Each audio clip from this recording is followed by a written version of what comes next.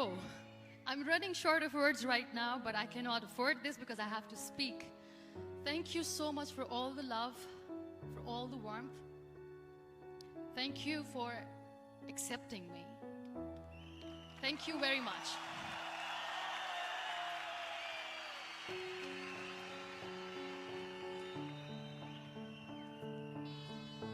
Well, I always start my talk with a disclaimer.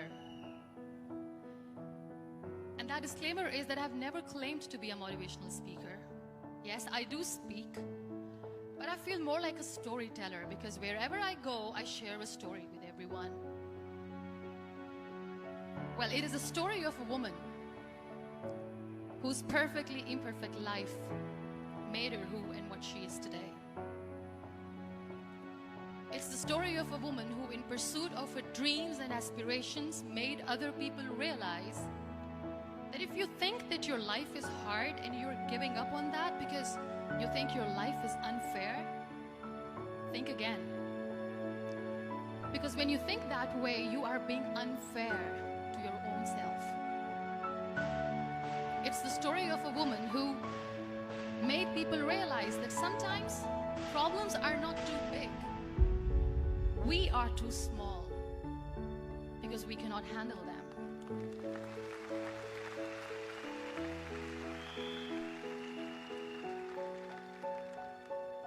It is the story of a woman who with time realized the real happiness doesn't lie in success, money, fame.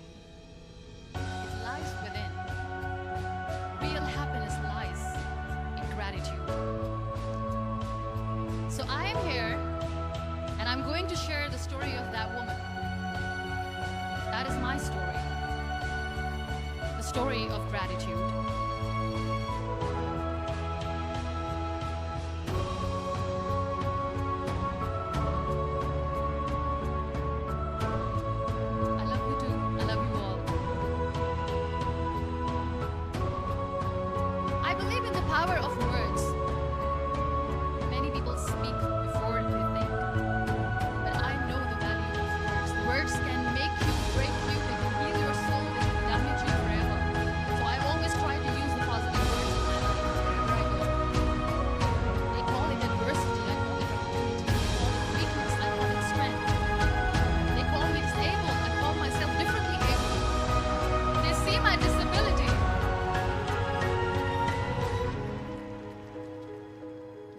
Disability, I see my ability. There are some incidents that happen in your life, and those incidents are so strong that they change your DNA. Those incidents or accidents are so strong that they break you physically. They deform your body, but they transform your soul.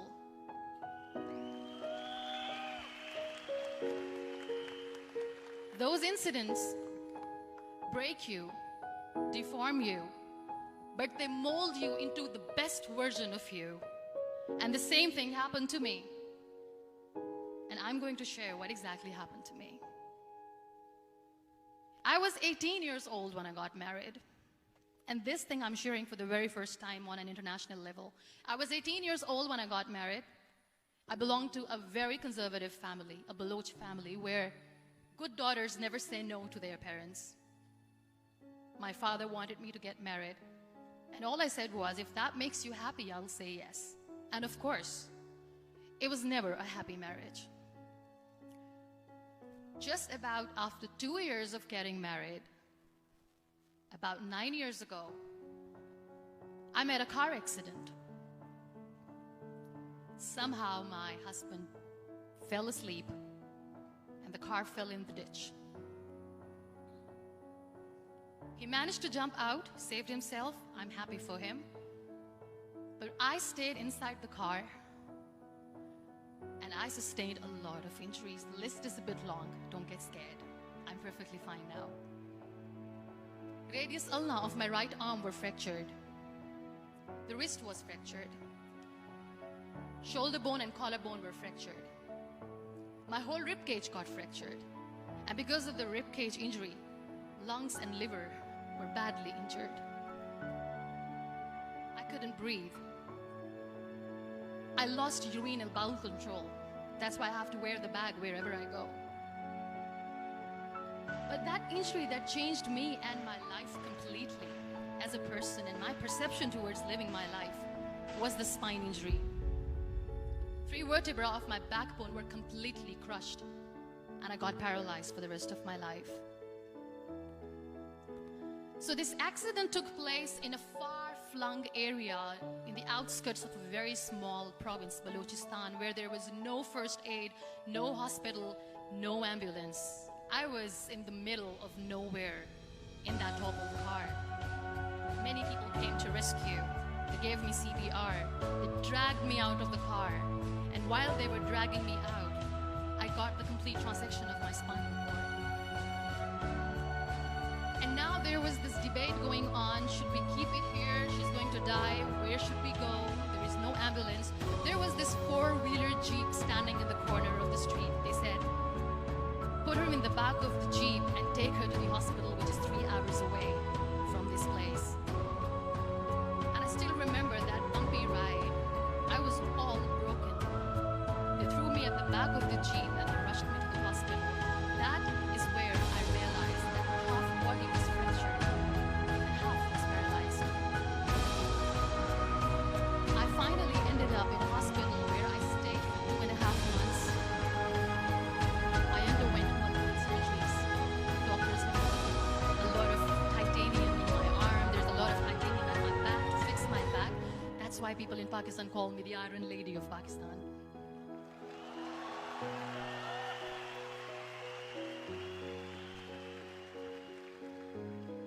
Sometimes I wonder how easy it is for me to describe all this all over again.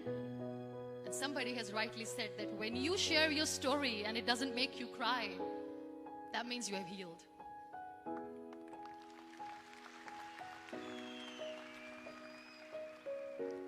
Those 2.5 months in the hospital were dreadful.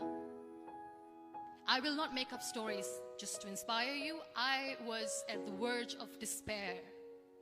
One day, doctor came to me and he said, well, I heard that you wanted to be an artist, but you ended up being a housewife. I have a bad news for you. You won't be able to paint again because your wrist and your arm are so deformed, you won't be able to hold a pen again. And I stayed quiet. Next day, doctor came to me and said, your spine injury is so bad, you won't be able to walk again. I took a deep breath and I said, it's all right. The very next day, doctor came to me and said, because of your spine injury and the fixation that you have in your back, you won't be able to give birth to a child again. That day, I was devastated. I still remember, I asked my mother, why me? And that is where I started to question my existence. Why am I even alive? What's the point of living? I cannot walk, I cannot paint, fine. I cannot be a mother. And we have this thing in our heads, being women, that we are incomplete without having children. I am going to be an incomplete woman for the rest of my life. What's the point? People are scared. They think I will get divorced. What is going to happen to me? Why me? Why am I alive? We all try to chase this tunnel. We all do this because we see light in the end of the tunnel, which keeps us going. My dear friends, in my situation, there was a tunnel that I had to roll on, but there was no light. And that is where I realized that the words have the power to heal the soul. My mother said to me, this too shall pass. God has a greater plan for you. I don't know what it is, but He surely has.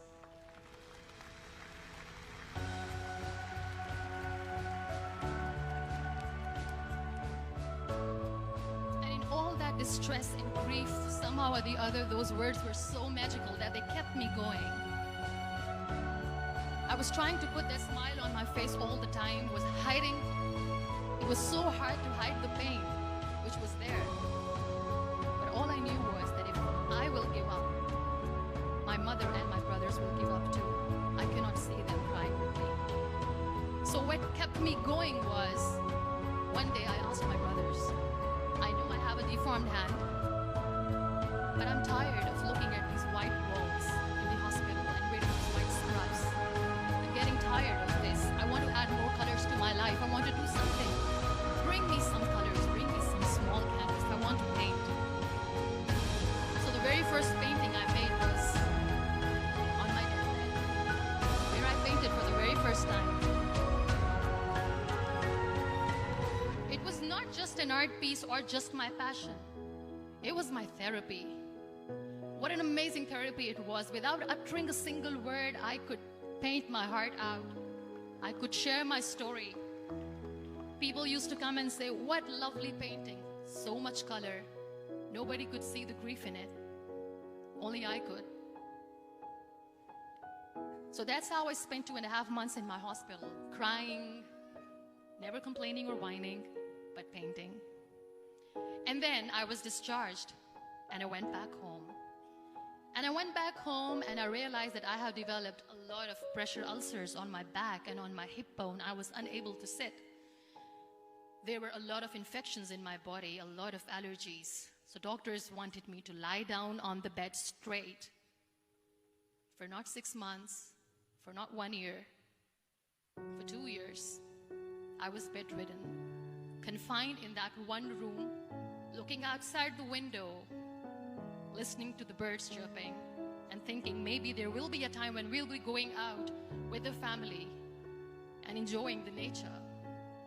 That was the time where I realized how lucky people are, but they don't realize. That is the time where I realized that the day I'm going to sit, I'm going to share this pain with everyone to make them realize how blessed they are, and they don't even consider them lucky. There are always turning points in your life. There was a rebirth day that I celebrated. After 2 years and 2.5 months, when I was able to sit on a wheelchair, that was the day when I had the rebirth.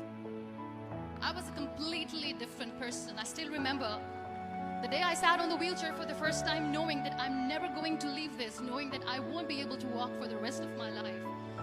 I saw myself in the mirror and I talked to myself. And I still remember what I said. I cannot wait for a miracle to come and make me walk. I cannot sit in the corner of the room crying, cribbing, and begging for mercy because nobody has time. So I have to accept myself the way I am. The sooner the better. So I applied lip color for the first time.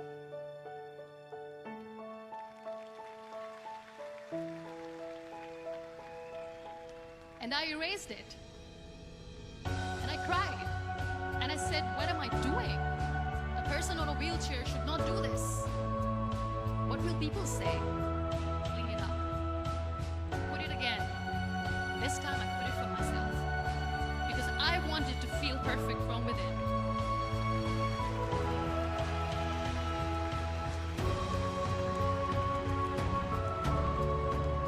And that day I decided that I'm going to live life for myself. I am not going to be that perfect person for someone. I am just going to take this moment and I will make it perfect for myself. And you know how it all began? That day I decided that I'm going to fight my fears. We all have fears. Fear of unknown, fear of known, fear of losing people, fear of losing health, money. We want to excel in career, we want to become famous, we want to get money. We are scared all the time. So I wrote down one by one all those fears. And I decided that I'm going to overcome these fears one at a time. You know what was my biggest fear? Divorce. I couldn't stand this word. I was trying to cling on to this person who didn't want me anymore, but I said no. I have to make it work. But the day I decided that this is nothing but my fear, I liberated myself by setting him free. And I made myself emotionally so strong that the day I got the news that he's getting married, I sent him a text that I'm so happy for you and I wish you all the best. And he knows that I pray for him today.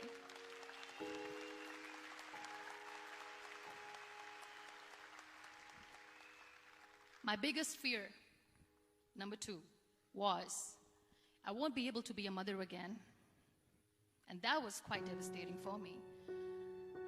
But then I realized there are so many children in the world, all they want is acceptance. So there is no point of crying, just go and adopt one. And that's what I did.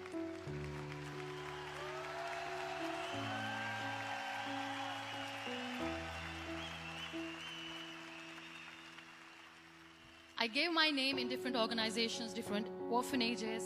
I didn't mention that I'm on a wheelchair, dying to have a child. So I just told them that this is Muniba Mazari and she wants to adopt a boy or girl, whatsoever, but I want to adopt a kid. And I waited patiently. 2 years later, I got this call from a very small city in Pakistan. I got a call and they said, "Are you Muniba Mazari? There is a baby boy and would you like to adopt?" And when I say yes, I could literally feel the labor pain. I said, yes, I am going to adopt him. I am coming to take him home.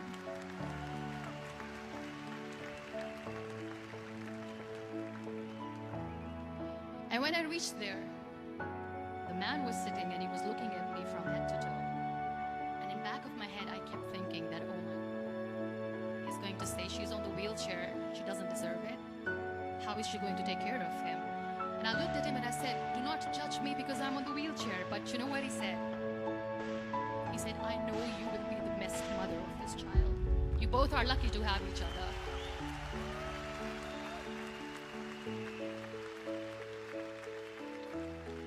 And that day, Nael was 2 days old, and today he's 6.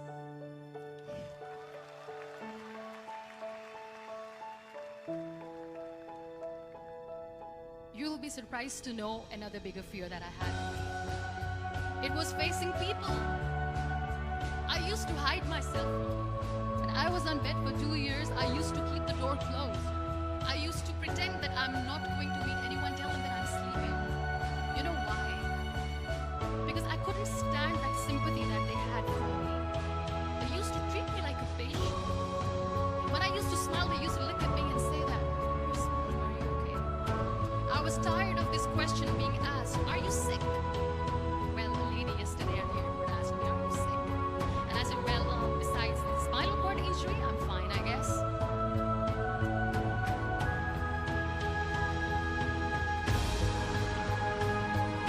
Those are really cute questions. I never used to feel cute when I was on the bed. So I used to hide myself from people, knowing that, oh my God, I'm not going to see this in their eyes. That's what I am. And today I'm here speaking to all these amazing people because I have overcome the fear.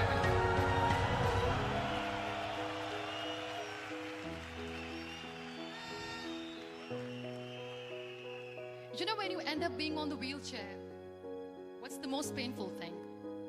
That's another fear that people on the wheelchair, or the people who are differently able, have in their hearts, but they never share. I'll share that with you. The lack of acceptance. People think that they will not be accepted by the people because we, in the world of perfect people, are imperfects. So I decided that instead of starting an NGO for disability awareness, which I know will not help anyone, I started to appear more in public. I started to paint. I always wanted to. I have done a lot of exhibitions. I'm Pakistan's first wheelchair-bound artist.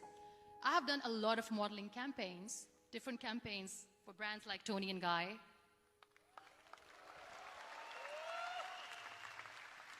I have done some really funny, breaking the barriers kind of modeling.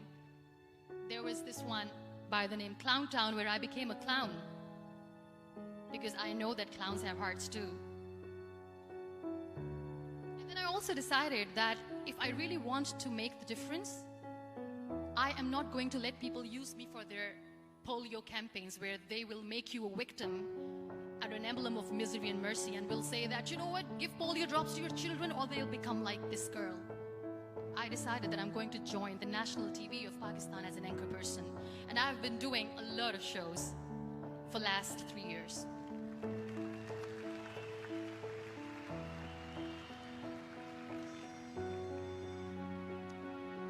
accept yourself the way you are, the world recognizes you. It all starts from within. I became the National Goodwill Ambassador for UN Women Pakistan, and now I speak for the rights of women, children. We talk about inclusion, diversity, gender equality, which is a must. I was featured in BBC 100 Women for 2015. I'm one of Forbes 30 under 30 for 2016. And it all didn't happen alone. You all are thriving in your careers. You have bigger dreams and aspirations in life. Always remember one thing. On the road to success, there is always we, not me. Do not think that you alone can achieve things. No.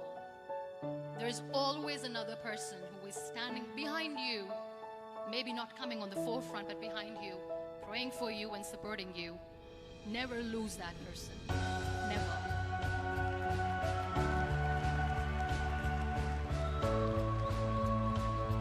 No matter how much I say that I couldn't find a hero, so I became one, I still want to recognize those 3 people in my life who literally changed my life completely, and I get inspiration from them every single day. Waleed Khan. Many people know about the terrorist attacks in Pakistan. We have lost many people. And I'm sharing this with a very heavy heart because we actually have lost a lot of people. This huge turmoil of terrorism. These people are barbarians. They do not see people. They're worse than animals. They've killed people in mosques, they've killed people in churches, temples, in schools. There was this terrorist attack in Army Public School in Shahzad, where these terrorists entered in an examination hall and they killed our children.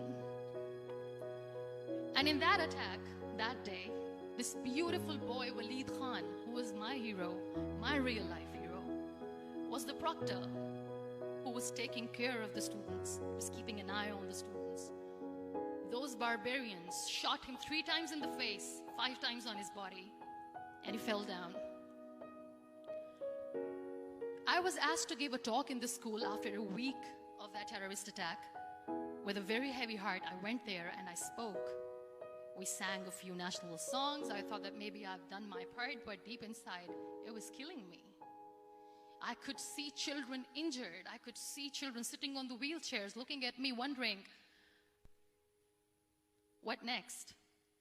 What was our fault? Just because we were here to give examination, we have been shot. So many people, so many children lost their friends. Their classrooms were empty. The next day they went to the classroom. So this kid, Waleed Khan, I was asked that he is in a hospital right now, and you have to go and see him and motivate him and tell him that it's going to be okay. And when I saw Waleed Khan coming on the wheelchair for the first time in front of me, his face was all deformed. His leg was fractured, his arm was fractured. He couldn't talk, he lost his teeth. He cannot sneeze, he cannot smell. He cannot eat. And I kept thinking, what should I say? That everything is going to be all right? No, nothing is all right. And while I was juggling with the words, what to say, what not to say, this beautiful child, Waleed Khan, came to me and he said, "Are you Muniba Mazari?" I said, "Yes." He said, "Baji, let's take a selfie."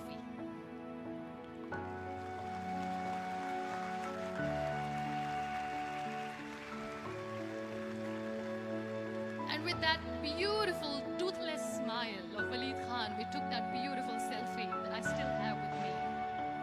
I don't share that here because he was in a very bad shape that time. And that is where I realized that when I was thinking too much about his deformities, he's happy with himself. He doesn't even care. Because today he goes in the same school, and when somebody asks him that what happened to your face, why so many scars, you know what he says? "These scars are my medals and I wear them with pride."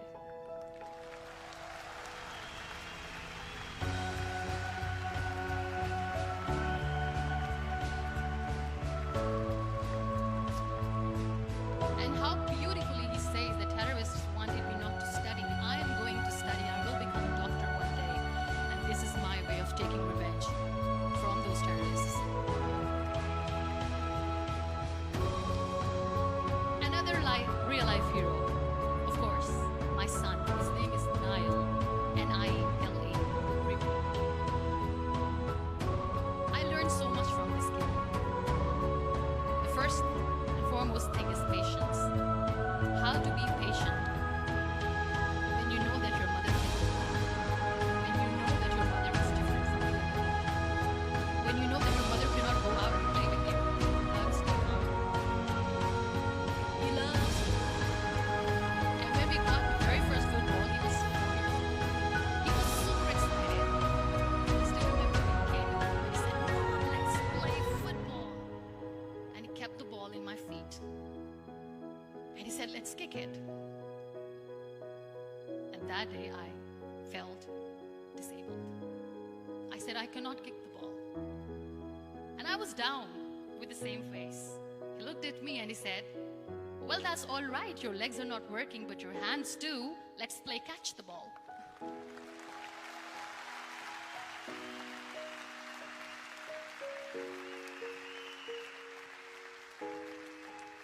You know what? That day he made me realize that when you think your glass is half empty, come on, your glass is half full.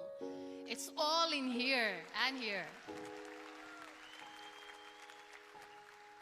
Last but not least, the woman who made me realize that heroes have no gender. The woman who believed in me even when I was completely at the verge of despair, where everybody left, she was there. And every time I looked at her, without saying anything, she used to look at me and said, "This too shall pass. God has a bigger plan. And one day you will say that, oh my God, that is why God has chosen me." She never cried in front of me. She has always said that there will be haters, there will be naysayers, there will be disbelievers, and then there will be you proving them wrong. My mother.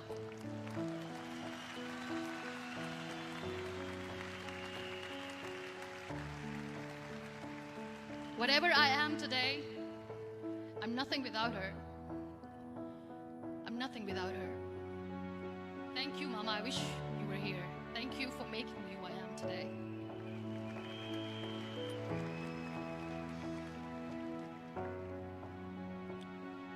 You know what? We human beings have a problem.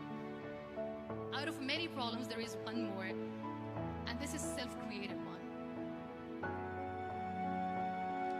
We always expect ease from life.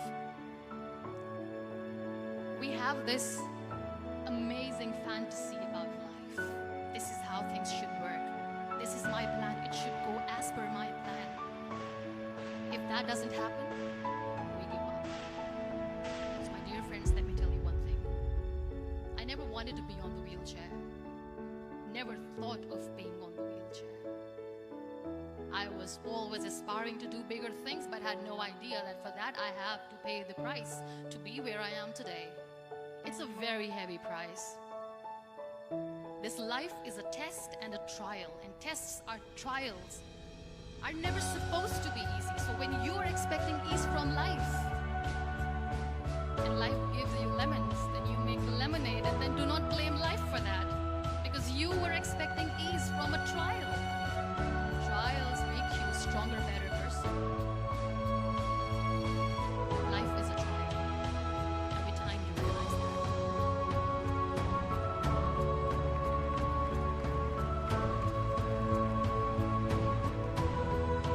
It is okay to be scared. It is okay to cry. Everything is okay, but giving up should not be an option. They always say that failure is not an option. Failure should be an option, because when you fail, you get up, and then you fail, and then you get up, and that keeps you going.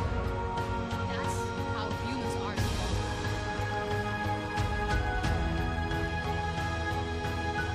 Failure is an option, should be an option, but giving up is not. Never. We have this thing in minds. We call it perfection. We want everything perfect. We want ourselves to be perfect. There is this image in our head about everything. Perfect life, perfect relationships, perfect career, perfect amount of money that we need to earn no matter what. Nothing is perfect in this world. We all are perfectly imperfect, and that is perfectly all right. That's all right. We were sent here not to become the perfect people. Those people who tell you how to look perfect, even those people are imperfect. Trying to fight this fear of looking imperfect. I used to be perfect. I still remember. I got this compliment years ago when I used to walk. Oh my God, look at you. You're fair, you're tall, you're perfect. Look at me now.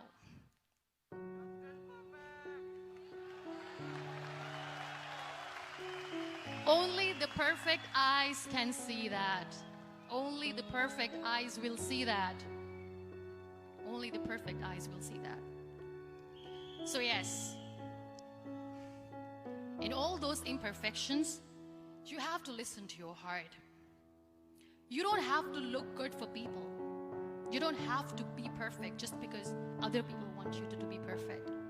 If your soul is perfect from within, that's all right. This is all what you want. This is all what you need to be. Our society has made very weird kind of norms to look perfect and great. For men, it's different. For women, it's different. We think too much about what people say. We listen to ourselves too little. You know what makes you perfect? When you make someone smile. You know what makes you perfect? When you try to do something good for the people around you.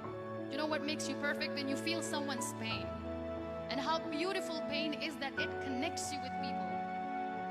No other medium can connect you with others but pain. That's why I always say that I'm in pain, and that's a blessing in disguise for me. Today, just because I'm in pain and I'm on the wheelchair, I work for children. Being the head of CSR for a company, we conduct medical camps in far-flung areas of Pakistan where so many kids die because they don't have medical facilities.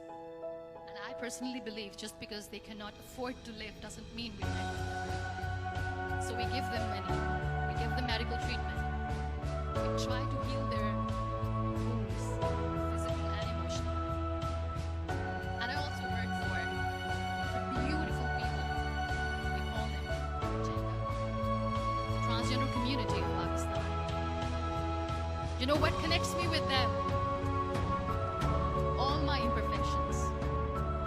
When I go and I hug them, they never judge me. And this very good friend of mine, her name is Bijli. Bijli means electricity.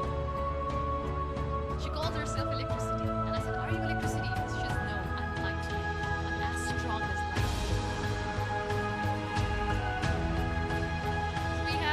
Because we have very bad power outage, so she doesn't want me to call her electricity. So she says, I'm very strong.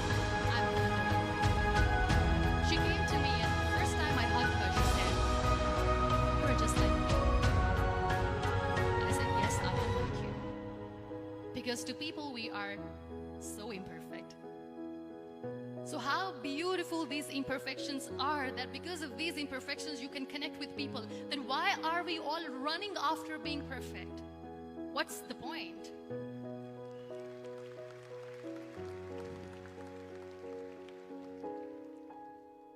Every time I go in public, I always smile. There's always a big toothy smile on my face, and people ask me, don't you get tired of smiling all the time? What's the secret? I always say one thing, that I have stopped worrying about the things that I have lost, the people that I've lost. Things and people who were meant to be with me are with me. And sometimes, somebody's absence makes you a better person. Cherish their absence. It's always a blessing in disguise.